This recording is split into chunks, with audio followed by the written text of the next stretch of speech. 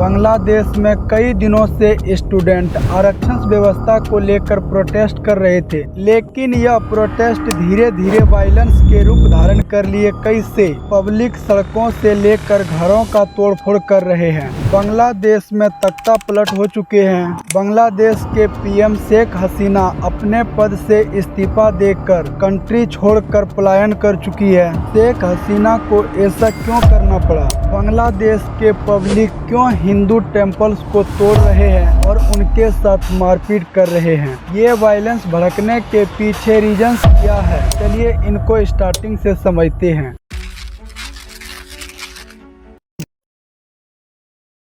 अभी जो बांग्लादेश देख रहे हैं, पहले ये बांग्लादेश नहीं थे। पहले ये एक पाकिस्तान के एक हिस्से थे। पाकिस्तान पहले दो हिस्सों में डिवाइड थे, फर्स्ट वेस्ट पाकिस्तान और सेकेंड ईस्ट पाकिस्तान। बाद में ईस्ट पाकिस्तान को 1971 में वेस्ट पाकिस्तान से अलग करके एक कंट्री बनाया, जिनका नाम बांग्लादेश रखा। वेस्ट पाकिस्तान से अलग होने के रीजंस को पहले समझते हैं। जब पाकिस्तान में इलेक्शंस हो रहे थे तो पाकिस्तान दो हिस्सों में डिवाइड थे, वेस्ट पाकिस्तान और ईस्ट पाकिस्तान। वेस्ट पाकिस्तान के एरिया अधिक थे, वहाँ पब्लिक अधिक थे, तो जाहिर सी बात है कि वहाँ एक से अधिक पॉलिटिक्स पार्टी होंगे। वेस्ट पाकिस्तान में एक से अधिक पॉलिटिक्स पार्टी ने इस इलेक्शंस में पार्टिसिपेट किए। वहाँ के वोट सभी पॉलिटिक्स पार्टी में डिवाइड हो गए, लेकिन ईस्ट पाकिस्तान के एरिया कम थे। वहाँ से एक पॉलिटिक्स पार्टी अवामी लीग ने पार्टिसिपेट किए इस इलेक्शंस में। अवामी लीग पार्टी के चेयरमैन शेख मुजीबुर रहमान थे। पाकिस्तान में 300 सीटों पर इलेक्शंस को कंडक्ट कराए गए। इसमें से अवामी लीग ने 167 सीटों पर जीत हासिल किए। बाकी सीट अदर पॉलिटिक्स पार्टी में डिवाइड हो गए। शेख मुजीबुर रहमान जीत करके शपथ लेने के लिए वेस्ट पाकिस्तान गए, लेकिन वहां वो शपथ क्या लेंगे, वहां चोट्टों ने उनको पकड़कर जेल में बंद कर दिए। यह न्यूज सुनकर ईस्ट पाकिस्तान के पब्लिक भड़क उठे। फिर कुछ दिन के बाद शेख मुजीबुर रहमान को रिहा किए गए। शेख मुजीबुर रहमान ईस्ट पाकिस्तान आए और उन्होंने वेस्ट पाकिस्तान के कंडीशंस को समझाए पब्लिक को। उन्होंने कहा, हम लोगों को वेस्ट पाकिस्तान के गुलाम में रहकर वर्क करना होगा। हम अपने इच्छा अनुसार कुछ भी नहीं कर सकते हैं। अगर ऐसा जीना नहीं चाहते हो तो अपना हक के लिए उनसे लड़ना होगा। पब्लिक में तो पहले से गुस्सा थे और यह बात सुनकर और गुस्सा हो गए। पब्लिक ने कहा, हम उनसे युद्ध करने के लिए रेडी हैं, हमें उनसे फ्रीडम चाहिए। शेख मुजीबुर रहमान ने पब्लिक के हेल्प से उन्होंने मुक्त वाहिनी सेना बनाए वेस्ट पाकिस्तान से अलग होने के लिए। वहीं 1971 में दोनों के बीच वॉर चालू हो गए।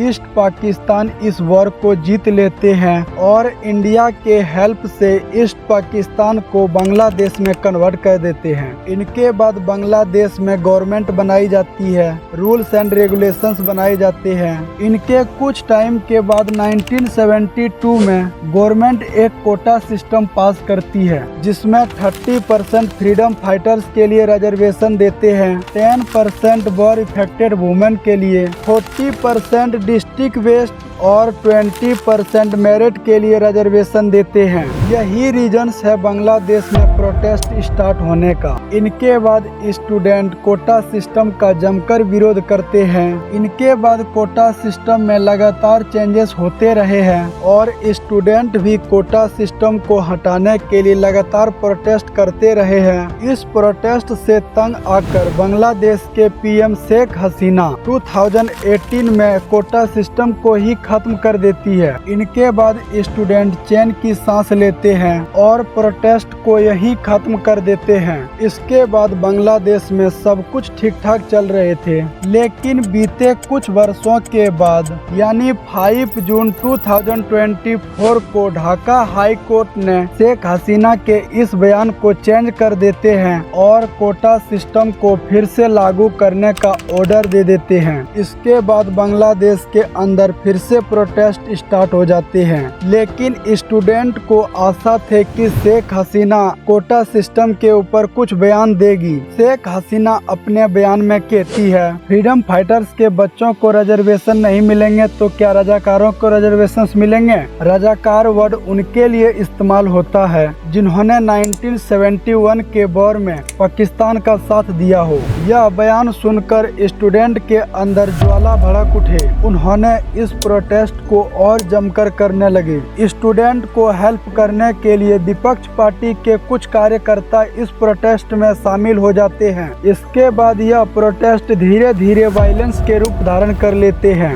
इनके बाद स्टूडेंट और विपक्ष पार्टी के कार्यकर्ता मिलकर कई शहरों में तबाही मचा देते हैं। गवर्नमेंट को ना चाहकर भी इन कोटा सिस्टम को चेंज करने पड़ते हैं। तब supreme court Dhaka high court के इस फैसले को चेंज करते हुए 21 जुलाई 2024 को सुप्रीम कोर्ट एक नया कोटा सिस्टम पारित करते हैं, जिसमें 93% मेरिट, 5% फ्रीडम फाइटर्स, 1% माइनॉरिटी के लिए और 1% दिव्यांग के लिए रिजर्वेशन देते हैं। इनके बाद स्टूडेंट के अंदर गुस्सा थोड़े थमते हैं, लेकिन स्टूडेंट के अंदर इस बात का गुस्सा होते हैं कि शेख हसीना हमें रजाकार क्यों कहा। इसलिए स्टूडेंट ने कहा, शेख हसीना को कहो सामाजिक तौर से माफी मांगे। शेख हसीना ऐसा कुछ नहीं करती है। जिसके बाद स्टूडेंट के अंदर फिर से वायलेंस भड़क उठते हैं। वायलेंस इतना भड़क जाते हैं कि स्टूडेंट शेख हसीना के घर का तोड़फोड़ करने लगते हैं, उनके ऑफिस को तोड़फोड़ कर देते हैं और वहां से कीमती वस्तुओं को उठाकर ले जाते हैं। स्टूडेंट शेख हसीना के कई कार्यकर्ताओं के साथ मारपीट करते हैं, उनके घर तोड़ देते हैं। स्टूडेंट को कंट्रोल करना पुलिस के लिए इम्पॉसिबल हो रहा था। शेख हसीना के लिए दिक्कतें बढ़ती जा रही थी। स्टूडेंट शेख हसीना पर अटैक करना चाह रहे थे। आर्मी के चीफ जनरल वकारुज्जमान ने कहा, स्टूडेंट को ज्यादा देर रोक पाना इम्पॉसिबल है, इसलिए शेख हसीना को कंट्री छोड़कर भागने की सलाह दी। 5 अगस्त को शेख हसीना पीएम पद से इस्तीफा देती है और बांग्लादेश छोड़कर इंडिया पलायन कर जाती है। शेख हसीना को बांग्लादेश छोड़ते ही उनके पिता शेख मुजीबुर रहमान के स्टैचूज को तोड़फोड़ कर देते हैं। जिस व्यक्ति ने बांग्लादेश को बनाए थे उनके स्टैचूज को तोड़ देते हैं। बांग्लादेश में तख्ता पलट हो जाते हैं। तख्ता पलट होने के बाद कंट्री के कंट्रोल मिलिट्री के हाथों में चले जाते हैं। मिलिट्री अंतरिम सरकार बना सकते हैं। शेख हसीना को जाने के बाद बांग्लादेश में हिंदुओं के लिए खतरा बढ़ जाते हैं। वायलेंसकारियों ने हिंदुओं के कई टेम्पल्स को तोड़ देते हैं। हिंदू भाइयों बहनों के साथ मारपीट करते हैं, उनके साथ दुर्व्यवहार करते हैं।